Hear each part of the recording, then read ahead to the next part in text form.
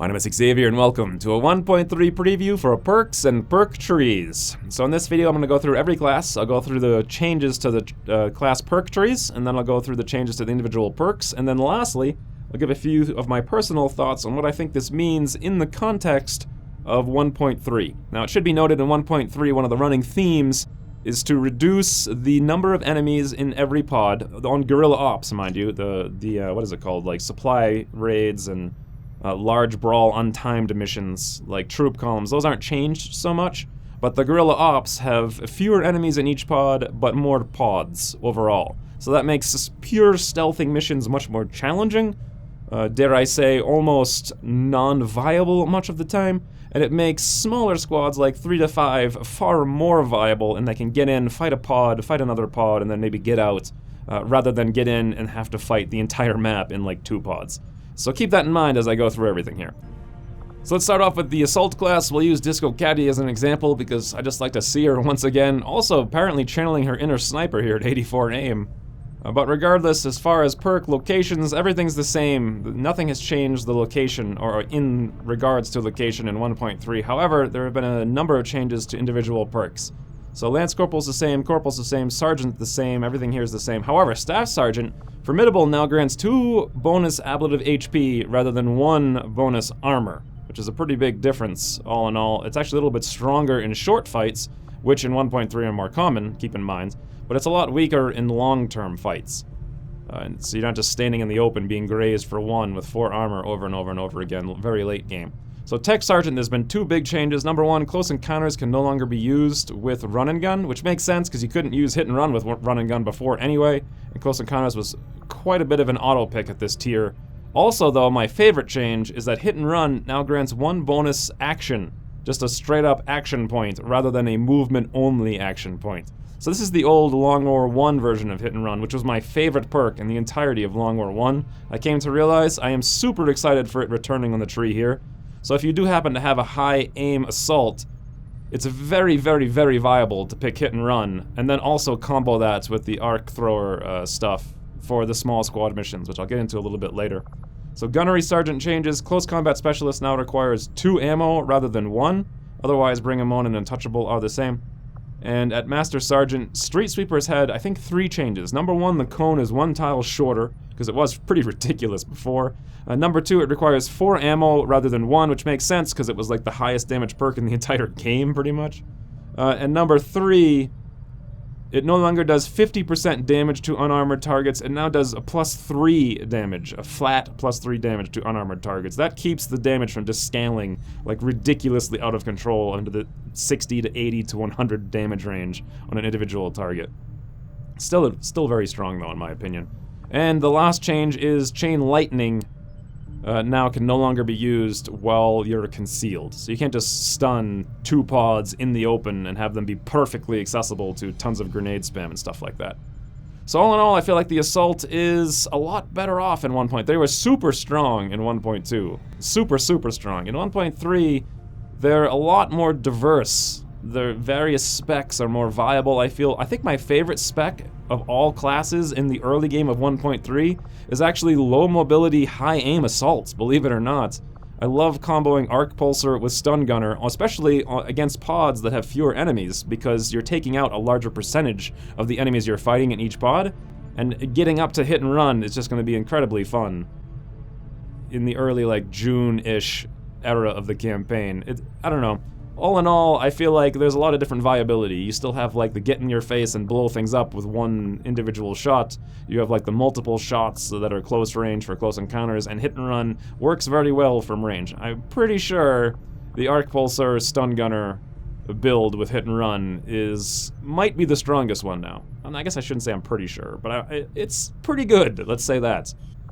Alright, next up is going to be Grenadier. Let's use Mr. K as the example. And so here we have 3 perk swaps. First off, number 1, Center Mass and Formidable have swapped locations. Number 2, I don't actually have it in this build, but Sting Grenade and Dense Smoke have swapped locations. So Dense Smoke is now at Staff Sergeant and Sting Grenade's at Tech Sergeant. And number 3, Salvo and Ghost Grenade has swapped locations. So Salvo is now at Gunnery Sergeant and Master Sergeant is now Ghost Grenade. In terms of perk changes, number 1, Sapper has had a very small buff, but it's very important. It's just +1 environment HP over what it used to be.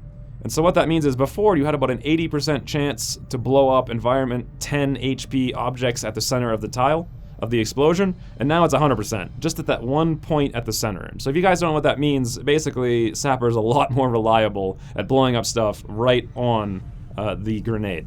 It's not going to blow up like 20 environment stuff like tree stumps and trains and fortified walls and stuff like that, but in terms of blowing up most things in the game, it's 100% reliable at the center of the explosion.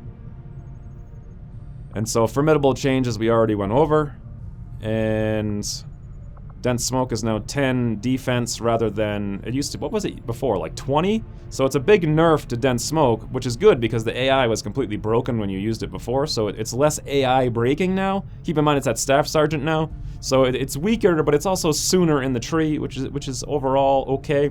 Chain shots now minus 10 aim on the first shot rather than -5. That was more of a change to other classes that carried over into this one. I think it's fine overall though.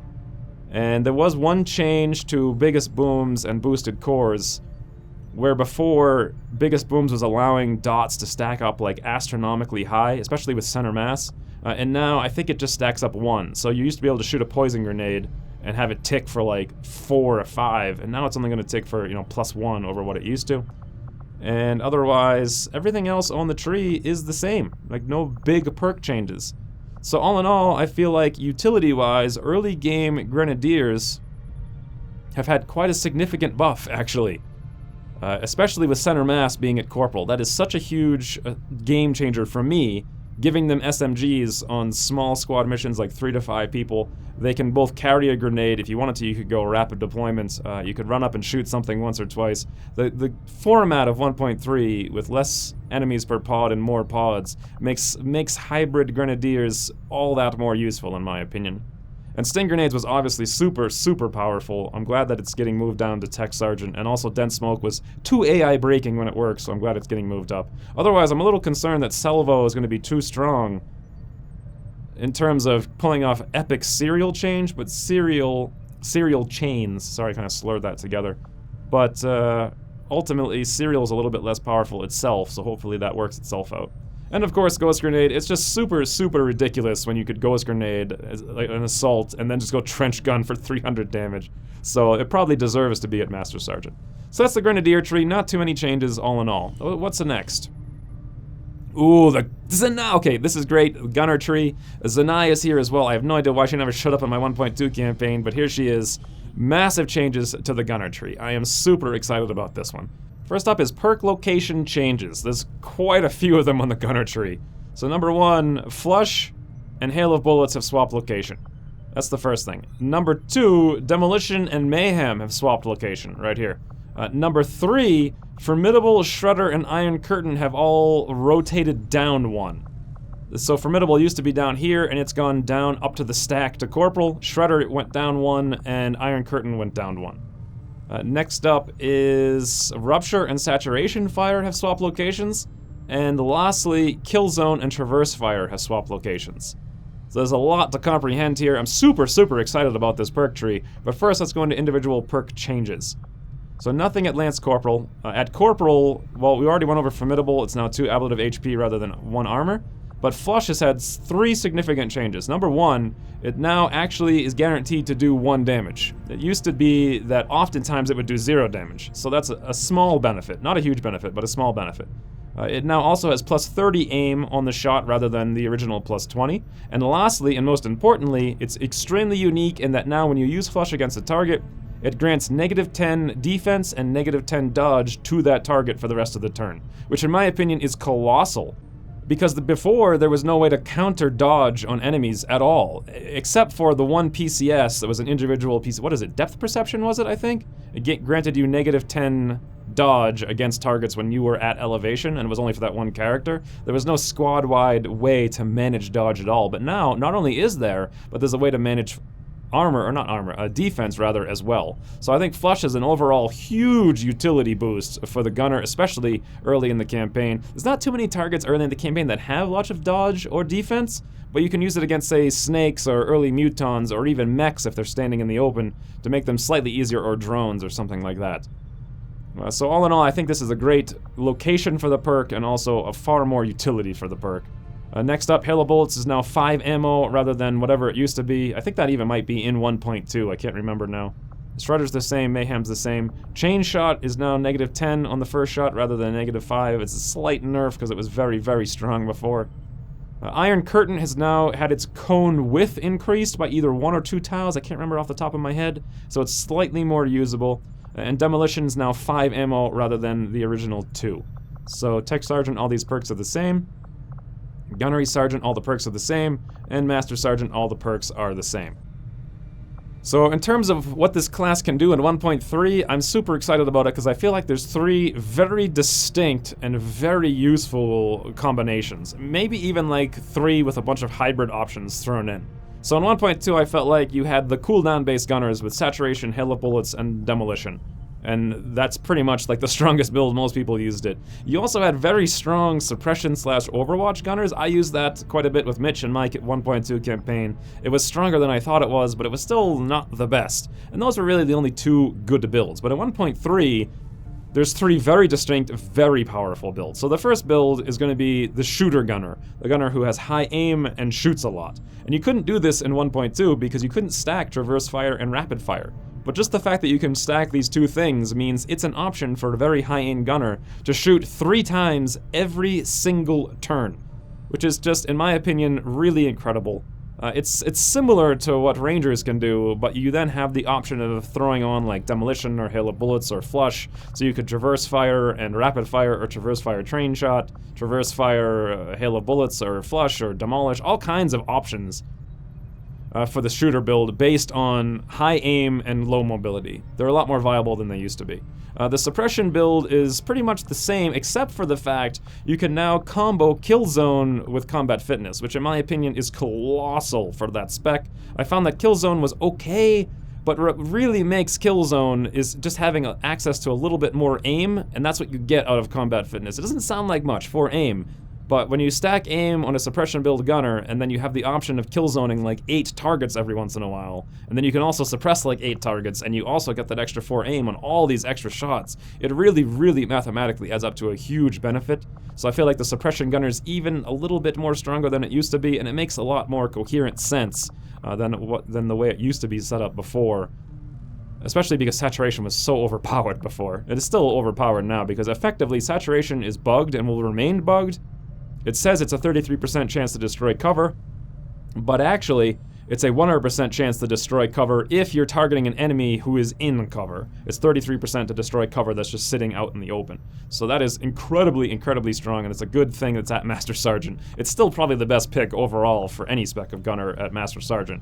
But at least now there's more viable options, interesting options. And the last option is really important to think of in the context of 1.3, and that's going to be the cooldown based low aim high mobility half tank gunner. Bit of a mouthful there, but the concept is you take combatives and formidable right off the bat in the very early game, and when you're fighting in 1.3 in guerrilla ops with lots of mobility and smaller pods but more pods, the ability to take a hit with your dodge from combatives and formidable, you might take a couple grazes. You might actually be able to take 2 hits without taking any real damage early on in the campaign.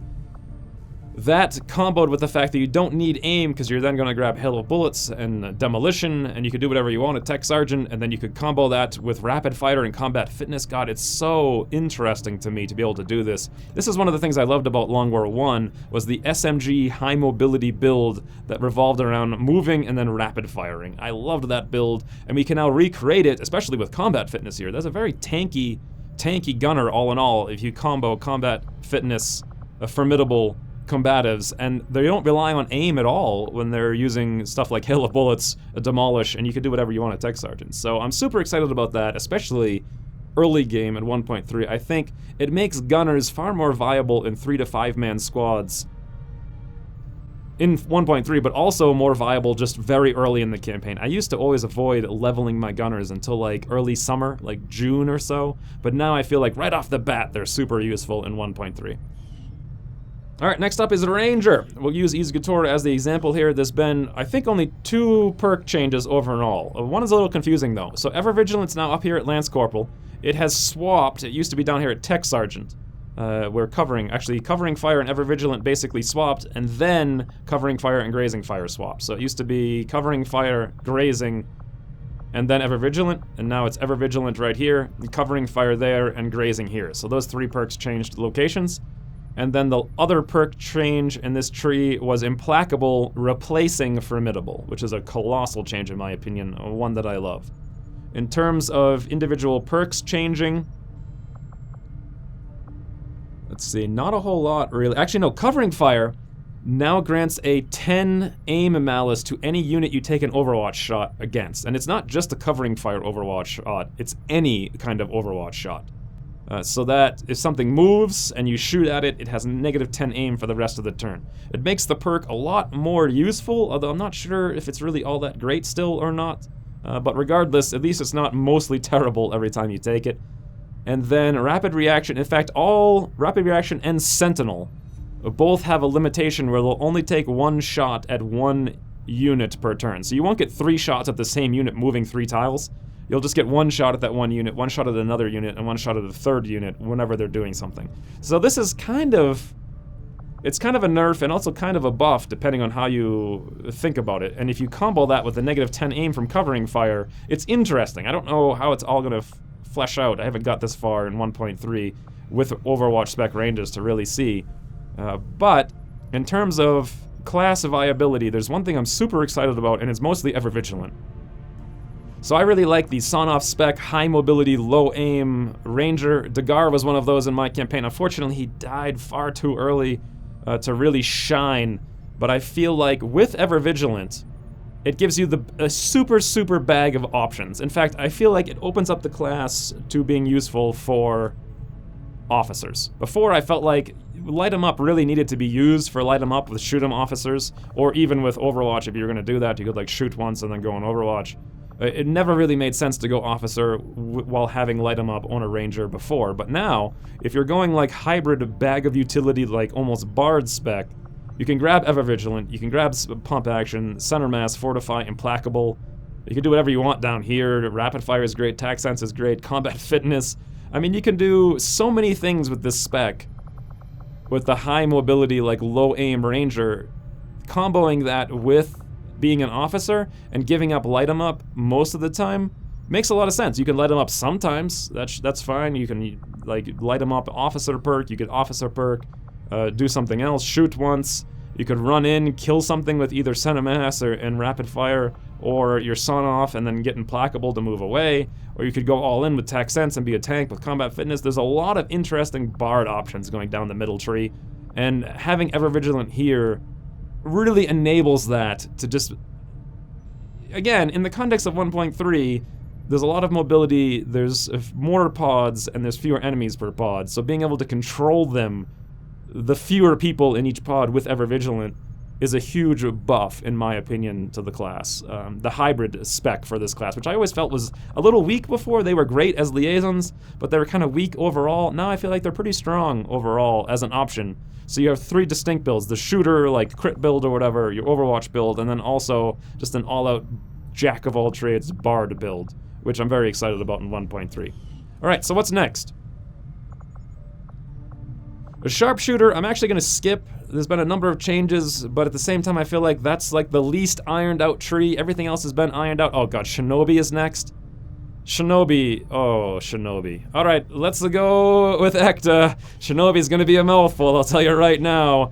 Boom, everything is different. I can't even begin to go over how many things are different on this tree. Let's just go tier by tier.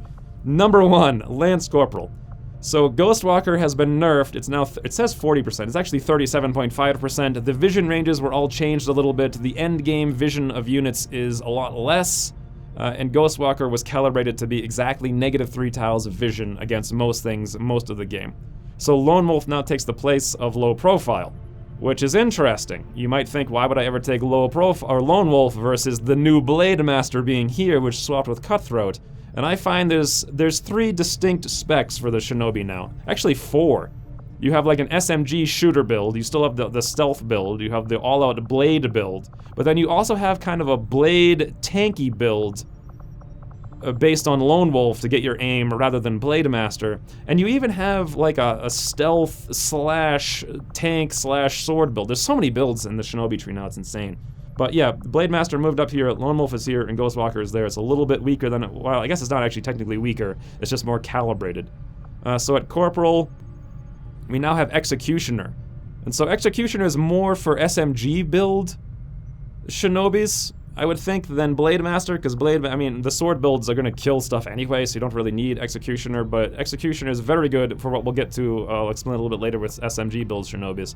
And Combatives is on the tree. This, for me, is huge, because it gives you an opportunity to deal with mutons by using the map to your advantage. So you can put your Shinobis, if they have Combatives, in a position where mutons will run up and attack them, and then you can shut down their attack with Combatives, and that's the end of that sequence. Like right now, mutons are the biggest issue or in 1.2 rather, mutons are a huge issue for Shinobis because you can't do anything against them. If you attack them, they counterattack and you lose. And that's it, basically. And if they attack you, you might get a Blade Storm, but even then, it's not going to work out very well for you. So Combatives is a huge net utility buff to the class if, like me, you're aware of like the maps and positioning and putting your units in places where you'll trick the mutons to attacking you, because they don't know that you have Combatives. They'll just rush you if you give them an opportunity, and then you can shut them down and even just leave them there in the open like doofuses. So I'm super excited about Combatives being here. Plus, it's another option to help build tanky Shinobis with the extra 10 dodge. Moving on, Covert was calibrated to be -2 tiles. It's actually 25%, so I guess overall it's a buff. I'm not sure if that's going to be staying that way. Evasive is the same, and Cutthroat was just dropped down here and remains the same. Next tier, Shadow Strike is the same. Hard Target is actually nerfed a little bit. It looks like my localization isn't updated. I'm not sure. I probably need to regen my INIs, but it's actually 3 dodge up to 50. 3 dodge per target up to 50, I think. I'm not sure. I probably should have regen my INIs before I started this, but yeah. And Blade Storm, no change. Next tier, we have Hunter's Instinct that was moved down to here, which actually makes SMG Shinobis far, far, far more viable. It also makes Stealth slash SMGs a lot more viable, in that you can grab Ghostwalker or Covert. Before you couldn't grab Covert and Hunter's Instincts, but now you can.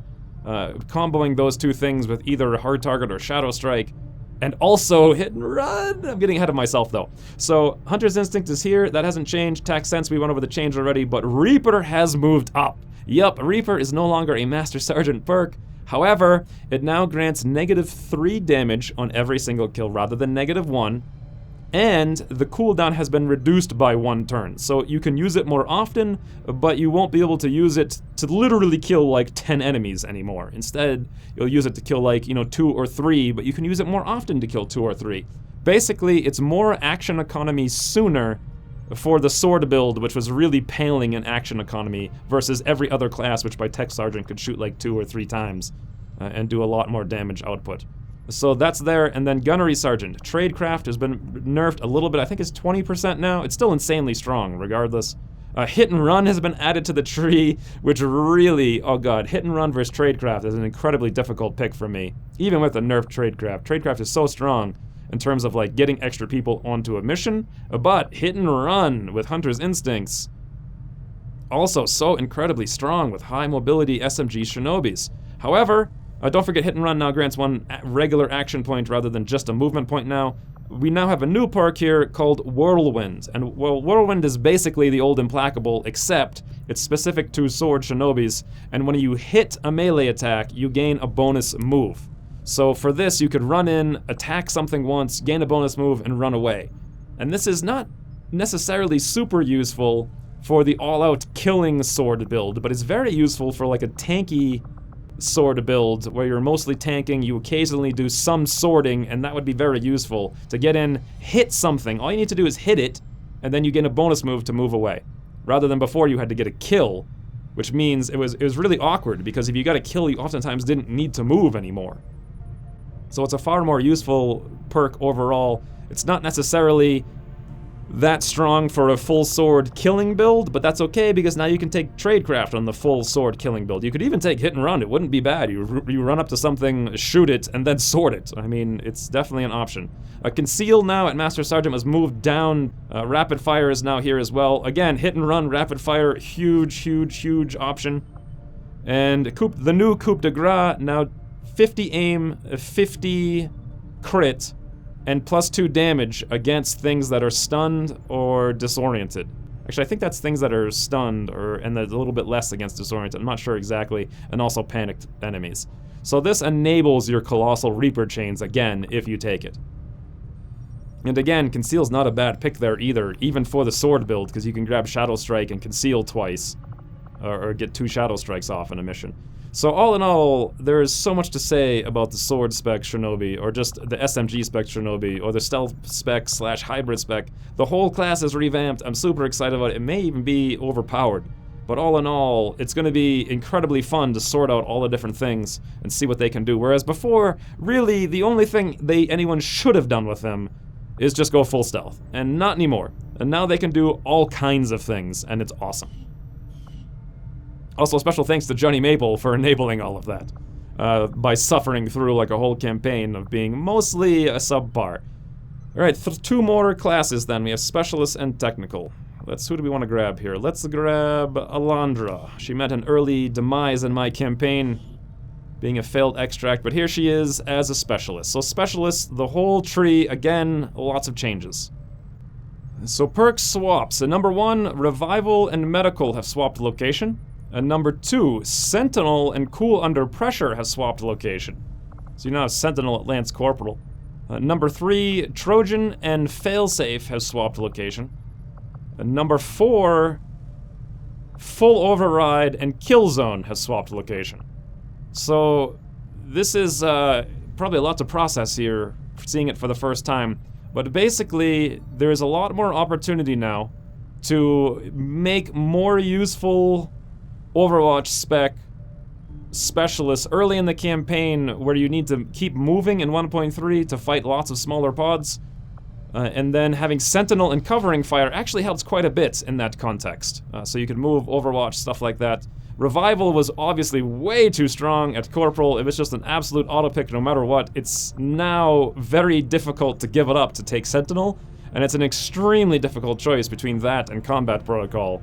But it's definitely a choice. A much more balanced Lance Corporal, even though you can't stack Combat Protocol and Revival like you used to be able to. Alright, so in terms of changes to individual perks, Sentinel, as I mentioned before, each shot has to be at a unique target. So it's a bit of a nerf, but also kind of a theoretical buff if you combo it with the Covering Fire change, which is the next thing. Covering Fire has that thing we already talked about before, where everything you shoot at in an Overwatch gets -10 aim. And Field Medic's the same, Suppression's the same, Airdrop's the same, all this stuff is the same, Trojan's the same, Savior, Cool Under Pressure, Failsafe, Scan. Yeah, everything else, no perks have been changed in this tree otherwise. So in terms of what I think about the utility of Specialists in 1.3, they're way better. They're way better. I still need to play more with them to really flesh out what I feel is the best option. But before, I felt like I had to go Combat Protocol, and then I had to go Revival. And now I feel like I really don't know. I want Revival and I want Combat Protocol. And also I really like the combination of Sentinel and Covering Fire for, especially in this case, high mobility, a specialist early in a campaign at 1.3 that would be very useful to debuff all kinds of enemies, or 2 enemies like per turn with -10 aim. Even if you're not hitting them, just the utility of -10 aim to 2 enemies per turn. And also being able to do something else on your first action. Maybe I don't know what you would do, like hack or aid protocol or whatever, and then go into Overwatch. They're definitely more viable early game to pick up to start the Overwatch spec at the very least. Also, I feel like the healing hybrid spec I always just shied away from because you had to give up too much to take it. But now it makes some sense to pick up Medical Protocol and Field Medic. Sure, you have to give up some other interesting things, like maybe you're probably not going Sentinel and Covering Fire. But giving up Airdrop, for me, that's going to be hard to do. But comboing Medical with Field Medic, I might actually give up Airdrop for that. And then also Sentinel Covering Fire Suppression is a really good utility early game against fewer enemies. Again, when you're fighting like 2 to 3 enemies more often, whereas before you were fighting 3 to 4, debuffing 1 or 2 of their aim by 10 is a pretty huge deal, especially if you consider the fact that you just need to suppress once in a while to lock down that one target to keep moving. So, I don't know. Especially with Ever Vigilant here. I mean, there's so much more useful with the suppression spec overall.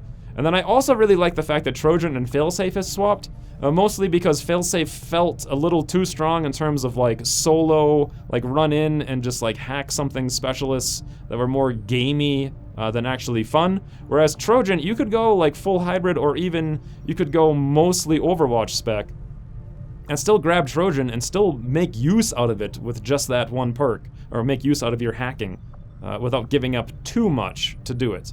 And then lastly, I'm a huge fan of swapping full override with Killzone. Absolutely huge for a couple of reasons. Number one, I always felt personally that threat assessment was an Overwatch perk. Like if you were gonna go Overwatch, you'd want to combo, you'd threat assessment yourself, and then you'd Overwatch again, and you'd get 3 Overwatch shots in a turn. Or sometimes you'd want to go Killzone.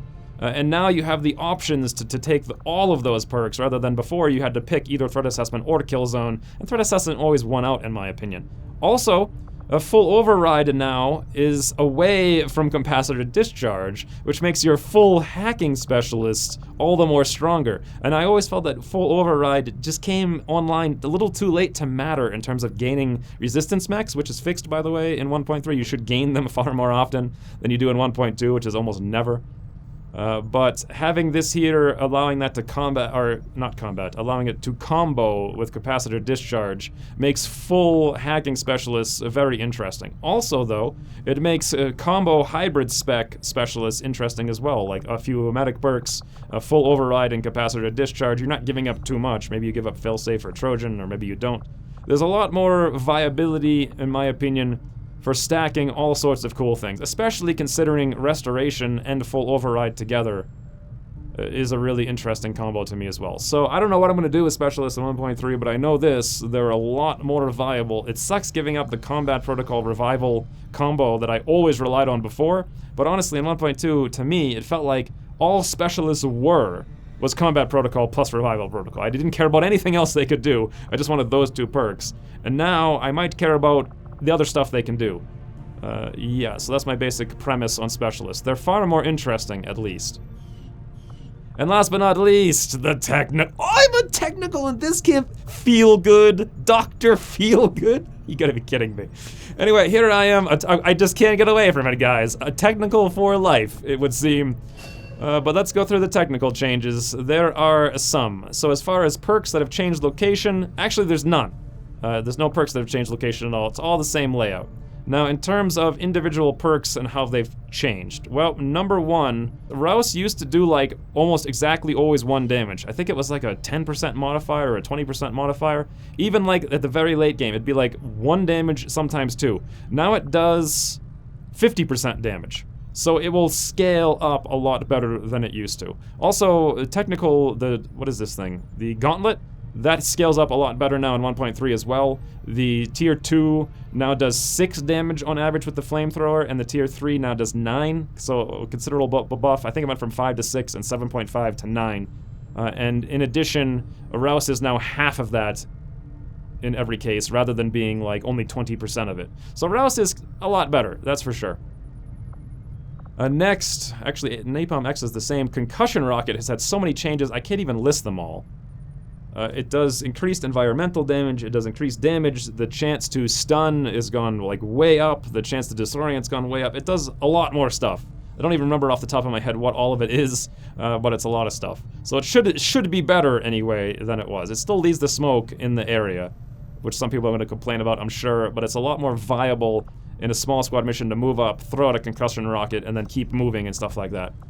So Phosphorus, one of the worst perks in the game, in my opinion, has been changed. It doesn't say it here, but it now shreds. It adds 1 point of shred to your Gauntlet Flamethrower, which is an incredibly awesome buff. For Phosphorus is going to be so much better, and actually a decent competition against Formidable. It's still going to be pretty terrible in terms of actually dealing damage to mechanical units, because they have lots of armor, which the flamethrower reduces, but it'll at least shred the armor and make opening with a flamethrower a little bit more powerful for the utility of it rather than just the straight up damage of it. Also, keep in mind, less enemies per pod and more pods means the Technical's ambush capability is a little bit reduced, at least in terms of guerrilla ops. It's still pretty strong though in terms of like supply raids and golden path missions and troop columns and stuff like that. Otherwise, Javelin's the same, Fire and Steel is the same, Salvo's the same, Attack Sense has been nerfed, we already went over that, Quick Burn's the same, Firestorm, it now does flat damage rather than a modifier. It's a little bit weaker than it used to be. I'm not sure why exactly. I think that might just be left over from the changes to the ongoing changes to Roust. And otherwise, everything's the same. So not a huge amount of changes to the technical class. Mostly just buffing perks that weren't very good with Phosphorus, Roust, and Concussion Rocket. And also nerfing Formidable because the technical was far too tanky of a class. All in all, they would just run out and be invincible. And they were really built for it. I mean, they're still very good at tanking. But they're not like reduce all enemy shots to 1 damage almost all the time kind of tanky. So that about does it for this preview. But all in all, I'm super excited for 1.3. The classes feel so much... I thought they were really good on release, to be honest, in terms of like versus most other games where they're just clear, obvious choices for every single class. It's just a matter of whether or not you knew what those choices were. In 1.3, I don't think there are clear, obvious choices for almost any class, and I think having NCE on, not created equally, like look at this guy. He's got 86 aim and 13 mobility. I can make a good assault out of this. This guy would have been a terrible assault in 1.2. I mean, he would have been okay. Actually, he would have been pretty terrible. I mean, Ryan had that same perk. Basically, you just rely on getting Chain Lightning and just hitting everything for 100% all the time. But now, this guy could be so useful with hit and run, his low mobility, a stun gunner, arc pulsar. He can do all kinds of awesome stuff. And I think that's the case for a lot of classes. I'm especially excited about the gunners for their tanky hybrid spec. Mostly all that tanky, or the hybrid specs are my favorite, with the specialists and the rangers. And the assaults, so, and the, oh god, the shinobis. Basically, all the classes are awesome in my opinion. But that about does it for this episode. Thanks for watching, and I'll see you soon.